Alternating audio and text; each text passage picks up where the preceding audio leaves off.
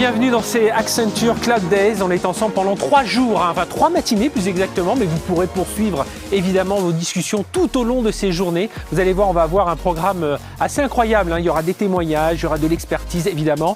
3 jours pour parler, on parle des Accenture Cloud Days, de cloud, tout le potentiel du cloud. On l'a découvert un peu plus avec cette pandémie, tout ce qui se passe, tout ce qui s'est passé, tout ce qui continue à se passer autour de ce cloud. On va en parler, vous allez voir, on va avoir des tables rondes qui vous donneront vraiment des témoignages très précis sur les bénéfices du cloud, des bénéfices d'un point de vue financier, d'un point de vue métier, d'un point de vue technologique évidemment, et il sera question de l'innovation. Et puis on parlera aussi d'efficacité énergétique, de développement durable, parce que ça en fait partie aussi aujourd'hui du cloud, et comment simplifier la vie des entreprises, le potentiel, accélérer son business. Voilà, c'est tous ces termes-là, vous allez les voir avec nous pendant ces 3 jours, 12, 13, 14 avril. Soyez bien avec nous tous les jours, à peu près 2 heures de programme, entre 8h30 et 10h. Et bien entendu, je vous l'ai dit, sur les réseaux sociaux, venez nous retrouver, c'est #Accenture Cloud Days. Il y a un chat aussi en bas de la vidéo, voilà, vous pouvez interagir et on répondra à toutes vos questions. Allez, les Accenture Cloud Days, c'est parti, on est ensemble pendant 3 jours.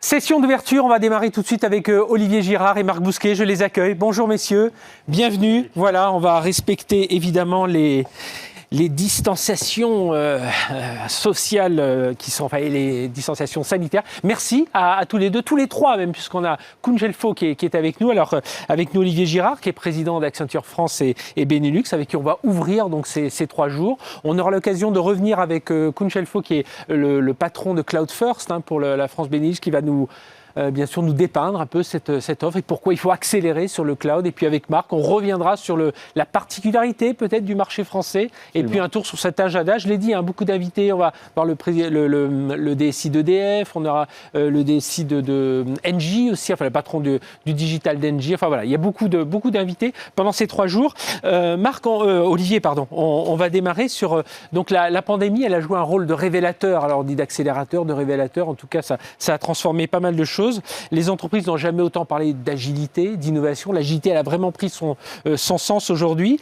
Et ça n'a pas empêché les entreprises d'imaginer de nouveaux business models. Alors comment, si vous aviez à nous donner quelques réflexions que vous avez aujourd'hui lorsque vous rencontrez les dirigeants d'entreprise aujourd'hui? Alors d'abord, repartir de ce que vous avez dit, qui est très juste. 30 à 40% de l'économie française a tourné pendant la pandémie, et le cloud était indispensable. 3 outils, 3 technologies étaient indispensables à cette preuve d'agilité quasiment du jour au lendemain, si on s'en souvient, c'était il y a 1 an. C'est le triptyque cloud, outils collaboratifs et sécurité. Sans la maturité de ces outils-là, je pense que la gestion et la traversée de cette crise-là auraient été une autre histoire. Et c'est une très bonne nouvelle. La deuxième chose, c'est que tout le monde, les services de l'État, les grandes entreprises, les plus petites entreprises, on a appris de cette période énormément. On ne pensait pas être capable de faire tout ce qu'on a fait. Et là encore, le cloud et la cybersécurité, les outils collaboratifs, un ensemble de technologies, mais le cloud est le socle de ça, nous ont permis de le réaliser pleinement. C'est ça le déclencheur de ce que vous appelez aujourd'hui les demandes de nos clients. Ce qu'ils nous demandent le plus, c'est ça. L'agilité, être plus agile, être plus innovant et travailler différemment. L'agilité, c'est, si je donne quelques exemples, c'est quand on a des canaux digitaux, des sites e-commerce, c'est être capable d'absorber des variations de chiffre d'affaires ou de demandes qui vont du simple au double. En quelques jours, on n'avait pas ces amplitudes de variations dans des périodes pré-pandémiques. Et ça, c'est bien sûr le cloud. Il faut d'autres choses. Il faut du stock, il faut une logistique pour servir beaucoup plus de clients à travers un canal. Mais le point de départ, c'est qu'il faut quand même que le site Internet, les sites e-commerce tiennent. Et ça, c'est souvent cette variation aussi forte dans un moment aussi court, c'est le cloud qui la permet. Deuxième exemple d'agilité, le besoin de prévision. On vient d'un monde qui était très planifié. Il y a encore des secteurs de l'économie qui restent assez planifiés, mais on va quand même de plus en plus dans un monde où on va faire les choses au fil de l'eau. Parce que planifier, c'est trop compliqué. Il y a un peu de brouillard, un peu d'opacité devant nous.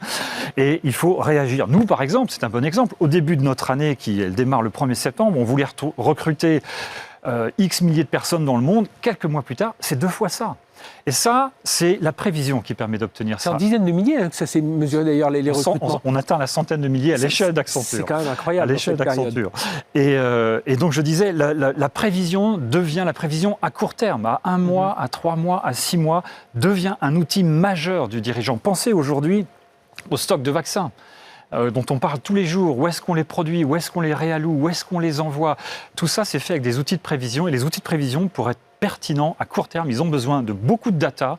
Et à nouveau, on retombe sur un socle comme le cloud pour permettre d'exploiter ça, de collecter ça à l'échelle et dans un temps quasiment réel. Voilà 2 exemples autour de ce que c'est que l'agilité, mais effectivement, c'est ce que nos clients nous demandent de plus en plus, avec l'innovation, avec des façons différentes de travailler. Et j'imagine, ce qui est complexe aussi dans cette période, c'est que parmi vos clients qui ont besoin d'agilité, d'innovation, il y a ceux pour qui tout va bien, le business reprend, c'est reparti. Il y a ceux pour qui ça va moins bien, on imagine dans les transports, dans les compagnies aériennes, enfin voilà, il y a des secteurs qui sont durement frappés. Et il faut quand même qu'ils innovent, parce qu'il ne faut pas qu'ils se retrouvent non seulement perdants quand ça va redémarrer, mais avoir pris du retard. Donc c'est ça aussi qui... C'est très juste. Là aussi, le besoin de retourner à l'innovation fondamentale, à changer le cœur de l'offre et non plus l'expérience client. Les 10 dernières années, parce que tout le monde était impressionné par les GAFA qui ont créé un autre référentiel d'expérience client, les célèbres places de marché où on achète des choses en un clic, créer des banques digitales où on ouvre un compte en 10 clics et en quelques minutes.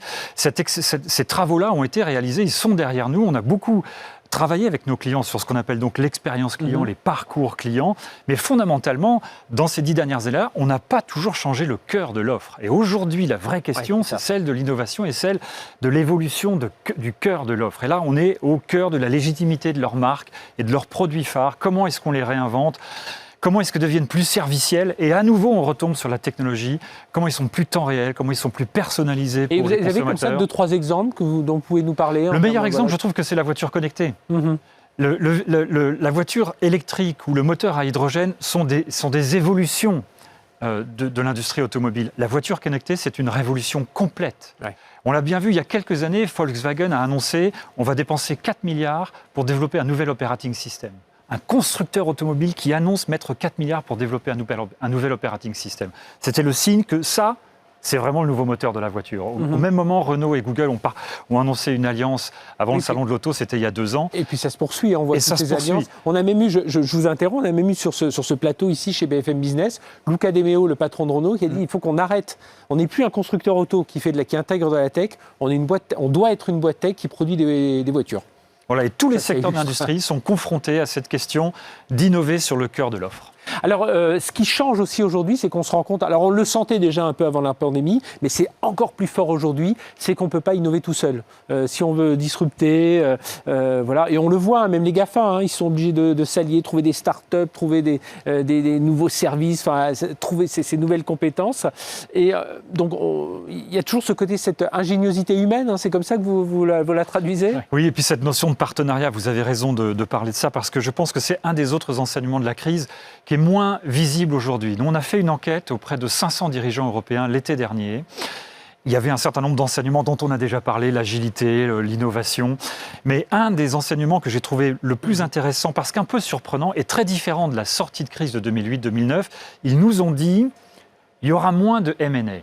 Il y aura de la consolidation du secteur, il y en aura. Mais on n'a pas le temps, ce n'est pas toujours créateur de valeur.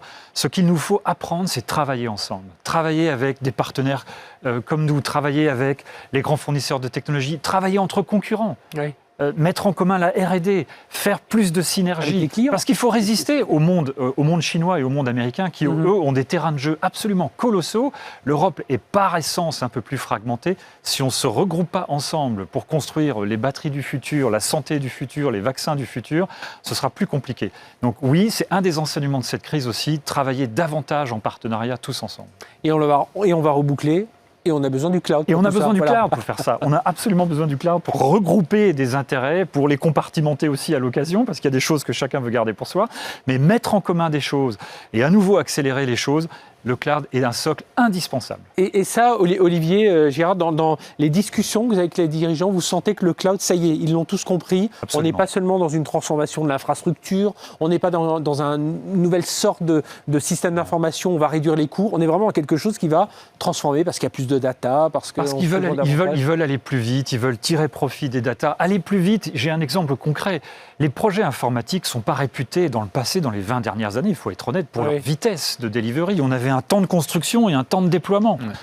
Aujourd'hui, la construction se fait de façon beaucoup plus itérative. Donc très vite, on a des nouvelles applications, des fonctionnalités, des morceaux de plateforme pour les utilisateurs, les consommateurs, les citoyens. Et dans le cloud, il y a nettement moins de temps de déploiement. Avant, dans les métiers de réseau, il fallait faire le tour des agences, des magasins, etc. Aujourd'hui, quand vous développez nativement dans le cloud, c'est immédiatement disponible au-delà des frontières. C'était ça la grande force disruptive de cette économie de plateforme qui est venue de la Californie. Et alors, comment vous transformez vous-même chez Accenture? Parce que c'est bien beau d'accompagner les autres dans leur transformation, mais vous aussi, vous avez parlé des 100 000 recrutements. Enfin, ça paraît incroyable, mais c'est le cas, hein, bien entendu. Mais voilà, comment vous-même, vous accompagnez différemment vos clients aujourd'hui? On investit... Je sais pas si c'est différemment, mais d'une autre façon. On investit significativement, massivement pendant cette période-là pour être capable de répondre à ces agendas-là. On avait un barycentre technologique assez fort, on était déjà un des leaders mondiaux dans la technologie. Donc le cloud est une révolution dans un métier qu'on connaissait déjà et dans lequel on avait une position de leader. Mais on investit massivement, on investit sur nos collaborateurs. On forme un peu plus de 100 000 personnes par an, 150 000 personnes sur les 500 000 en permanence. Donc ça, c'est un roulement qui n'arrête jamais. Donc un investissement majeur sur les collaborateurs et sur le recrutement, vous l'avez parlé. On investit à travers des acquisitions aussi pour aller collecter les compétences qui nous manqueraient et pour aller encore plus vite pour répondre à la question de nos clients. Et puis on investit avec nos clients dans ces fameux partenariats dont on parlait à l'instant sur la construction de plateformes en commun, la construction d'assets, la mise en commun de nos R&D, la création de synergies pour aller plus vite, pour accélérer les choses. Un mot, Marc Bousquet, on va parler de l'Europe dans un instant, mais juste sur la France, on est dans une nouvelle ère. Enfin, là, on ne va pas parler de la France, mais vous êtes, je rappelle, directeur exécutif de Cloud First. Hein, on va en parler là, dans un instant avec Concherfo. Mais on est entré dans une nouvelle ère, vraiment? Oui, vraiment, l'accélération a été un peu différente en France par rapport au reste des pays européens, parce qu'on a un marché qui est particulier, sur lequel je reviendrai un tout petit peu en détail, mais dont je dirais juste trois facteurs assez importants. On a autant de sociétés qui ont pris très tôt le virage du cloud par l'aspect, on va dire, métier applicatif, la réinvention dont parlait Olivier autour de l'application. Comment je vais donner mes services. Il y a ceux qui ont pris tout de suite l'aspect plus technologique et qui ont massivement bougé dans le cloud, parfois public, parfois privé.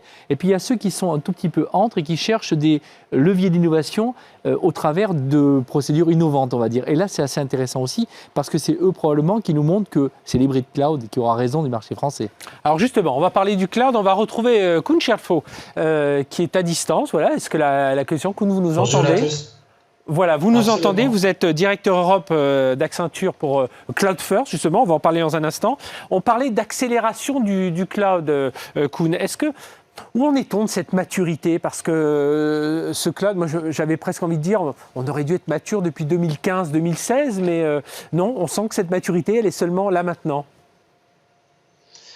Oui, en effet, c'est un peu comme Olivier a dit, hein, on voit très clairement qu'il y a donc des différentes phases dans le cloud. Il y a donc une phase de migration, puis il y a une phase d'accélération et il y a une phase d'innovation. Et quand je regarde donc aujourd'hui, je pense que les entreprises, ils ont bien compris qu'il faut innover, que cloud est là pour changer les business processus et aussi pour réinventer des industries. Mais quand on regarde, je pense que pour l'instant, la majorité de nos clients, ils sont encore dans l'étape de migration ou dans l'étape de data et artificial intelligence. Donc, c'est un sujet dont on parle depuis donc 5 ans, 7 ans, mais je pense que c'est le moment maintenant où tout le monde est en train de regarder que ce n'est pas tout simplement un bénéfice ou sauver des coûts, mais c'est vraiment un outil pour accélérer donc l'introduction des modèles de processus et pour changer donc des business donc profondément. Et pour vous, Koun, ça a un impact sur les collaborateurs, sur les clients, ça a même un impact, je le disais très rapidement dans l'introduction, sur un impact développement durable, hein, il faut bien le dire. Enfin voilà, il y a vraiment une transformation profonde. Hein. Oui, donc absolument. Donc, je pense que les départements d'IT, par exemple, donc, ça a un impact donc, très, très, très profond. Donc, à l'époque, on disait, voilà, j'ai un département qui fait de développement, un département qui fait donc, de maintenance dans des systèmes. Mais si maintenant on veut changer et on veut dire, voilà, l'IT, supporté avec le cloud, devient un partenaire du business pour changer donc, les processus, ça veut dire que toutes les compétences dans des organisations et dans les entreprises, ils doivent changer. Donc, la question, quelles sont les compétences que je garde donc, au sein de la société et qu'est-ce que je fais avec de l'outsourcing? Est-ce que je vais recruter des gens avec des compétences, par exemple Microsoft ou Google ou n'importe ce que j'ai dans le cloud? C'est un impact très, très, très profond. Et je pense que nos clients, la fonction d'IT a complètement changé avec le cloud.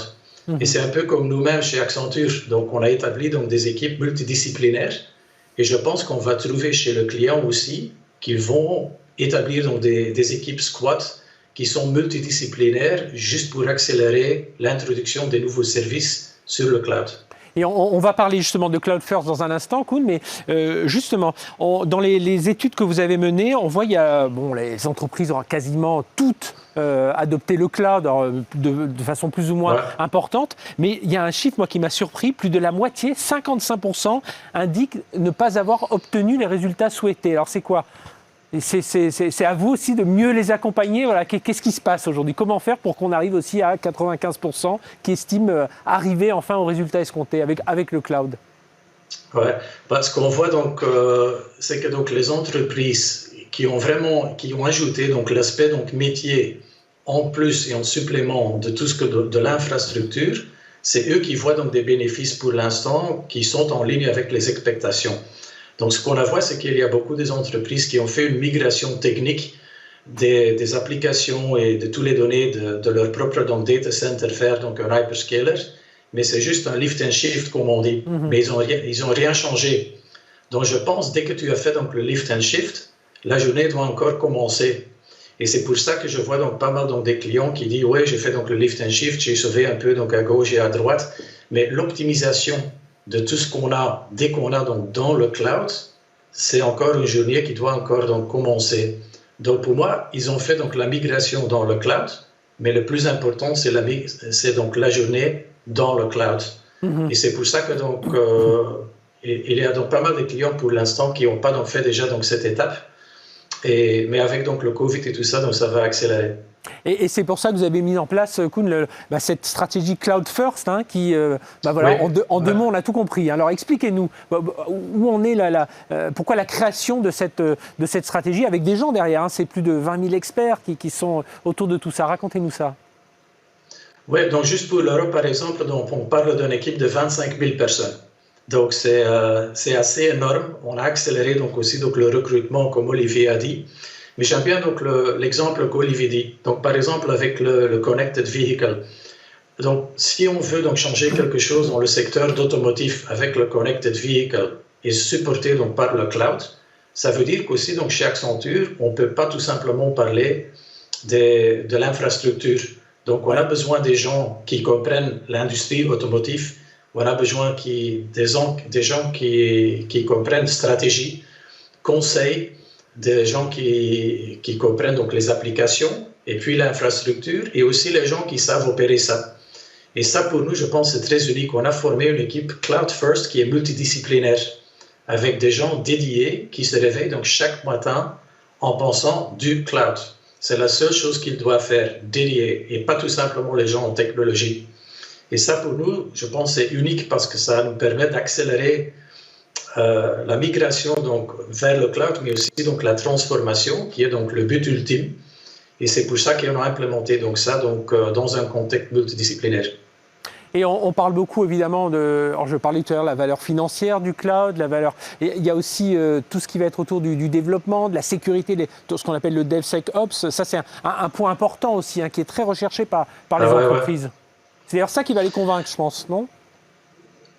Oui, ça aussi, parce que donc c'est clair, si on veut donc implémenter donc des nouvelles fonctionnalités, des processus, des services, par exemple, donc sur le cloud ou sur le data analytics platform qu'on doit mettre en place, ça veut dire qu'on doit on doit travailler d'une façon agile. Donc la façon de waterfall, comme Olivier a dit, donc dans le passé, un projet d'implémentation, ça pouvait donc prendre donc 4 ans, 5 ans, mais maintenant on n'a pas le temps. Si on dépense 5 ans, ça veut dire que ce qu'on a implémenté, c'est plus accurate et c'est plus à jour. Oui. Donc, tout ce qui est donc le DevSecOps, l'agilité, travailler avec des squads et tout ça, c'est indispensable donc, si on est dans le cloud. Eh bien, merci Koen Chelfo, donc d'avoir, depuis la Belgique, hein, d'avoir dressé un peu, déjà de nous avoir introduit cette notion de Cloud First, hein, enfin cette approche, cette stratégie Cloud First. Merci d'avoir été avec nous. Restez là, on va poursuivre avec justement Marc Bousquet qui, alors vous Koen c'est pour l'Europe, Marc c'est pour la France sur Cloud First. Marc, vous êtes en quelque sorte l'architecte, hein, de ces Cloud Days, ces 3 jours, ces 3 matinées. Alors, On sera ensemble sur ce plateau et avec François Sorel sur les matinées, mais bien entendu, les discussions vont se continuer. Hein. Il y a le hashtag Accenture Cloud Days où tout le monde peut réagir. Hein. On le dit à tous ceux qui nous regardent, qui nous écoutent. Il y a le petit, je crois, en bas de l'écran. Voilà, on peut le chatter aussi avec les équipes. En quoi ce marché français il est particulier là? Vous avez rapidement dit ça tout à l'heure, mais voilà, si je vous repose la question. Oui, alors pour être un peu plus précis, le marché français, d'abord, si on regarde par rapport aux Européens, on a quand même des plaques géographiques, notamment des pays qui ont pris des orientations particulières. Par exemple, en Italie, il y a eu des grands mouvements, Kuhn le citait, de ce qu'on appelle le lift and shift, dans des migrations massives de workload. En France, on ne peut pas dire aujourd'hui qu'on a quelque chose qu'on appelle un driver commun à l'ensemble. On ne peut pas dire aujourd'hui tout le monde fait ceci ou tout le monde fait cela. Donc ce marché, il est un peu morcelé. Et il a une particularité, c'est que on a été les premiers à inventer la notion de CNIL, la notion de data, de personnalisation, mais aussi de protection. C'est venu rajouter un peu de complexité, mais aussi beaucoup de protection vis-à-vis de nous. Et ce qui est intéressant là, c'est donc ça donne un reflet assez intéressant pour nous qui sommes les citoyens, mais ce qui est aussi intéressant, c'est que ça donne une idée de nos partenaires, qu'on connaît, hein, on les cite, il y a des Américains par exemple, pour lesquels c'est une situation dans laquelle, ils sont dans une situation où la France est un pays important, qui est souvent novateur, mais qui pose d'autres sujets. Et ces sujets sont intéressants parce qu'on voit bien qu'il y a un axe franco-allemand qui est en train de pousser, par exemple, sur la souveraineté. L'autre aspect que je voudrais citer, c'est que dans la façon d'appréhender, on a des grands acteurs de telco. Aujourd'hui, les telcos sont très importants dans le paysage, peut-être aujourd'hui, mais futur du cloud, puisque c'est le lien qui manque parfois pour arriver jusqu'au service. Ça aussi, c'est un aspect important. Puis un dernier aspect, comme je disais, on a beaucoup de sociétés très innovantes et très avancées techniquement, qui sont capables aujourd'hui d'avoir des bonnes idées ou qui décident des mouvements qui sont des locomotives. Lorsque Jean-Paul Agon décide il y a 3 ans d'annoncer que L'Oréal devient une biotech compagnie, lorsqu'il y a une positionnement clair de Total qui récemment a annoncé un mouvement vers du cloud, on sent quand même que les locomotives françaises s'intéressent et font ça de façon extrêmement... On aura Engie, hein, ce sera demain. Demain, on aura une table ronde avec Engie qui est full cloud. Hein. Absolument. Voilà. Alors là, ils sont... Voilà. Et donc ça c'est quelque chose d'important. On a ce contraste. Et il y a des sociétés qui sont plus, qui sont différentes dans leur approche, peut-être plus pointues parfois. L'hybride, c'est une étape ou c'est vraiment nécessaire pour les entreprises quand on est un peu de privé, un peu de public, un peu des deux? J'aimerais pas donner la conclusion de certains des débats. C'est une des questions qu'on va poser à beaucoup de nos acteurs. Vous citiez Engie, il y en a d'autres, nous aurons EDF et on aura l'occasion, par exemple, de parler avec des gens d'Invivo, des gens de la CNP qui se posent des questions. Par exemple, quand on se pose la question de la construction d'une roadmap, aujourd'hui on ne peut pas nier qu'il y a un aspect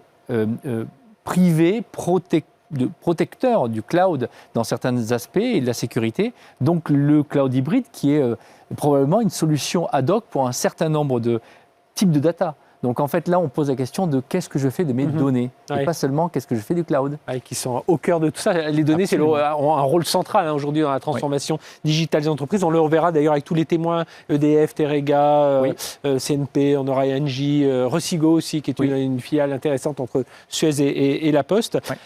L'une des particularités, vous l'avez dit très rapidement, Marc, en France, c'est la souveraineté aussi. On est très... de plus en plus d'ailleurs, et je crois qu'avec tout ce qui s'est passé dans cette pandémie, on a vu qu'il nous fallait une souveraineté dans le monde de la santé et on se rend compte que cette souveraineté, on doit l'avoir ailleurs, en termes de sécurité, en termes de défense et en termes d'IT, de data. Ouais. Il y a 2 enjeux là. Dans la souveraineté, en fait, moi je lis 2 enjeux. Je lis un enjeu de qualité, de capacité, d'autonomie relative, mais d'ingénierie. Si on n'est pas capable aujourd'hui d'avoir une certaine autonomie en termes de produits, je parle des produits des orchestrateurs, des produits qui nous servent aujourd'hui à faire les containers, vous avez entendu comme moi certaines annonces, il y a une difficulté supplémentaire. Donc dans la souveraineté, je ne voudrais pas y voir, c'est mon avis, mais nous on n'y voit pas seulement une protection à tout crin, on dit simplement que c'est l'extension d'une réflexion naturelle sur quels sont les outils qui me permettent d'accéder, comment mes données sont gérées, qui a le droit de les voir et les utiliser. Et puis, il y a un aspect qui est régalien. Historiquement, c'est vrai que la protection des données est un endroit dans lequel on a beaucoup travaillé en France et en Europe. Et on a la chance aujourd'hui d'avoir quelques moteurs et quelques initiatives comme Gaïa qui poussent et quelques sociétés françaises qui ont démontré l'importance et qui se sont suffisamment protégées et qui ont montré l'importance d'être, de ce point de vue-là, irréprochables. Et nous devons l'être aussi, Accenture. C'est pour ça que pour nous, on y voit des vertus. la souveraineté. C'est quand même quelque chose actuellement en France, probablement le plus discuté. Je le vois quand je discute avec mes collègues en Europe. On est vraiment au cœur du débat. D'ailleurs, on aura un débat à ce sujet pendant les 3 jours. Olivier Gérard, souveraineté, c'est ce qui est revenu, c'est un thème qui revient de plus en plus. Hein.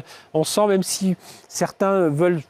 Non, s'y intéressent, mais ils ne veulent pas trop le mettre au centre des débats. Non, en interne, ils l'ont, ce débat. Non, il y a un vrai débat et ce que dit Marc est très juste. Et il y a même un débat qui va jusqu'à dire est-ce que RGPD, finalement, dans le monde de demain, et tout ce qu'il y aura autour de ça, et du Digital Services Act qui est en train d'être élaboré à l'Europe, est-ce que ça peut devenir un avantage compétitif ?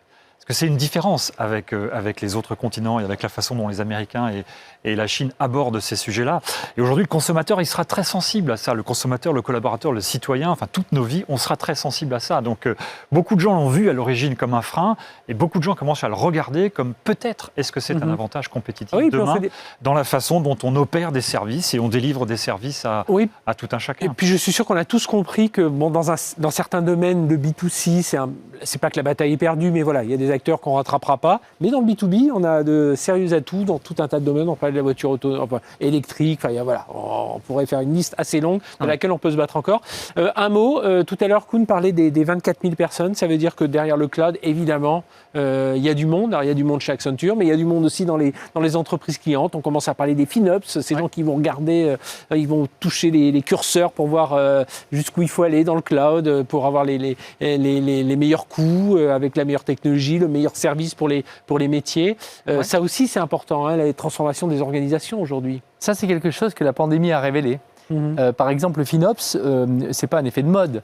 La réalité, c'est que on a des contrats de consommation, de cloud, et c'est une vertu, puisque le cloud nous offre de la puissance à la demande. Mais il y a toujours une base contractuelle, et on en parlera pendant ces 3 jours. Eh bien, la pandémie a révélé que parfois, il y en a moins besoin pour certains, et puis plus besoin. Et là, il y a un effet de seuil qui joue, et qui sont intéressants de travailler en amont. Et donc, les sociétés se font accompagner par nous, ou bien elles-mêmes, elles entretiennent des expertises pour être sûres qu'effectivement, elles regardent bien le cloud comme aussi un levier, mais aussi comme un centre possible de coûts et de gains directement sur ce qu'on appelle la baseline, le business case, la réalité économique en face du cloud. Et alors, si je reviens très concrètement sur ces Accenture Cloud Days, qu'est-ce qu'on va avoir ? On a plusieurs sessions. J'ai donné quelques noms très rapidement, mais voilà, comment ça va se répartir sur ces 3 jours, Marc ? Alors, ce qu'on a fait, c'est que j'ai réuni l'équipe. Donc, nous avons la chance, effectivement, Koen l'a dit, et en France, je suis ravi d'avoir une équipe aussi structurée et aussi experte. Et j'ai posé la question, je leur ai dit, je voudrais que pendant quelques semaines, on se pose des questions de quelles sont les plus grandes questions que nous posent nos clients.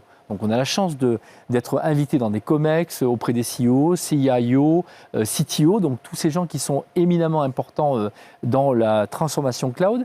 Eh bien, on a retenu une quinzaine de questions et on a fait une dizaine soit de tables rondes, soit de débats, soit d'expertise pointue pour évoquer la roadmap, la construction d'une roadmap, qui est un sujet. Comment je commence ? Pourquoi le cloud et pourquoi et comment commencer ? On a aussi un débat, on parlait de cloud souverain, on aura la chance d'avoir Henri Dagrin, secrétaire général du SIGREF, et Vincent Nibel d'EDF. On aura des discussions avec Yves Le Gélard, vous l'avez cité. On aura tout le CNP, j'en ai parlé, InVivo pour parler accélération. C'est intéressant. Nous aurons notre CTO, Ludovic Cinquin, qui viendra en discuter avec InVivo de l'accélération finalement qui se produit quand on travaille sur certains modes, ce qu'on appelle une topologie d'équipe et une accélération dans les méthodes. Donc vraiment pléthore de bonnes discussions et de débats extrêmement pointus avec nos experts, donc des vrais. Votre lettre au Père Noël, ce serait quoi, qu'on sorte avec quelle certitude là, de ces 3 jours ?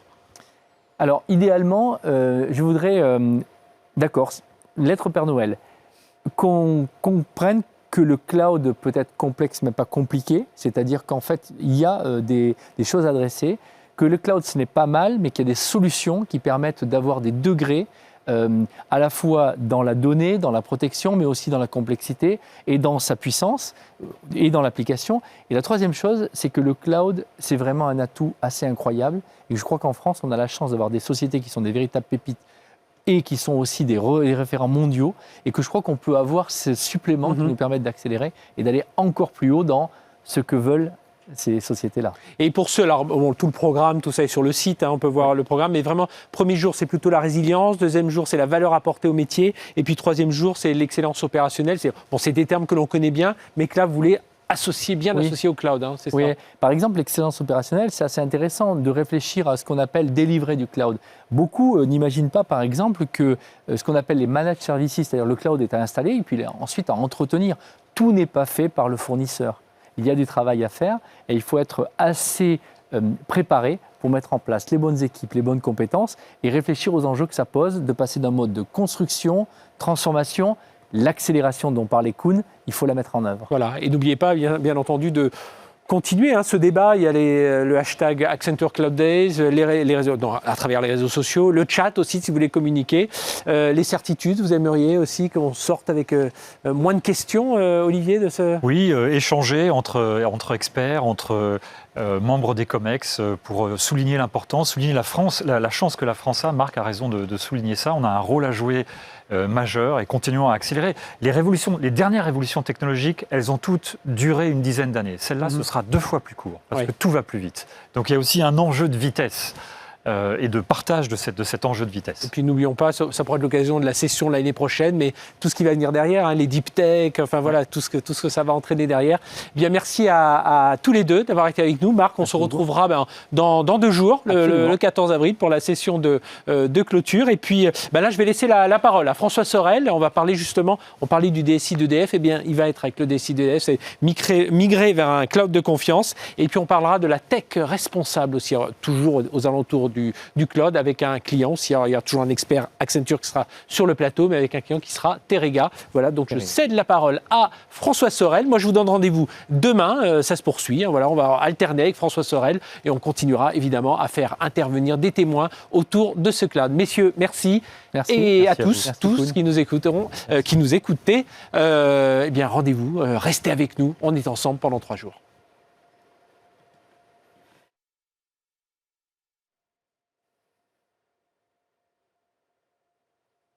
Et j'ai oublié de remercier Koen.